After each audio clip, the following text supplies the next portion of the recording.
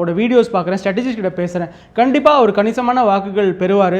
என்னை பொறுத்தவரை சென்னையில் வந்து ஒரு நல்ல தாக்கத்தை உண்டாக்குவார். பெரம்பூரில் மட்டும் இல்லை, கண்டிப்பாக மற்ற தொகுதிகள்லையும் தாக்கம் உண்டாக்குவாருன்னு தான் நான் பார்க்குறேன். எனக்கு தெரிஞ்சு கோஸ்டல் டிஸ்ட்ரிக்ஸில் எல்லாத்துலேயும் வந்து விஜயோடைய தாக்கம் கண்டிப்பாக இருக்கும். எனக்கு தெரிஞ்சு வில்லேஜஸ்லேயும் அவருடைய தாக்கம் இருக்கும்னு நான் நினைக்கிறேன். எனக்கு நம்ம மறக்கிறோம், Tamil Nadu is the most urbanised state இந்த கண்ட்ரி. 5G இன்டர்நெட்னால இன்டர்நெட் பயங்கரமாக பெனிட்ரேட் ஆகிருக்கு. அது ஏன் இந்த சமயத்தில் முக்கியம்னா, டிவிக்கோடைய கம்ப்ளீட் பிரச்சாரமே வந்து ஆன்லைன் தான் நடக்குது.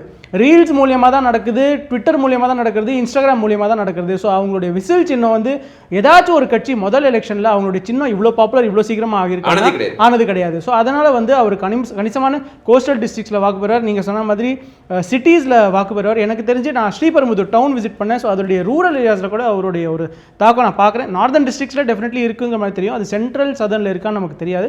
பட் என்னை பொறுத்தவரை ஒரு நல்ல தாக்கத்தை, பெரிய தாக்கத்தை உண்டாக்குவாருங்கிற மாதிரி தான் நான் பார்க்குறேன். திருச்சி ஈஸ்ட்டில் பெரிய டஃப் ஃபைட் கொடுப்பாரு. இனிகோ இருதயராஜ் சிட்டிங் எம்எல்ஏ, ஒரு பெரிய ஒரு இம்பார்ட்டண்டான கிறிஸ்டியன் லீடர். அவருக்காக வாக்கு சேகரிக்கிறதுக்காக திமுகவுடைய 2 அமைச்சர்கள், அன்பில் மகேஷ் அவர்கள், KN நேரு அவர்கள், ஜெயண்ட்ஸு, பாப்புலரான டிஎம்கே மினிஸ்டர்ஸு காலங்காலத்தால் காந்திபுரம் மார்க்கெட்டில் போய் ஓட்ஸ் சேகரிக்கிறாங்க.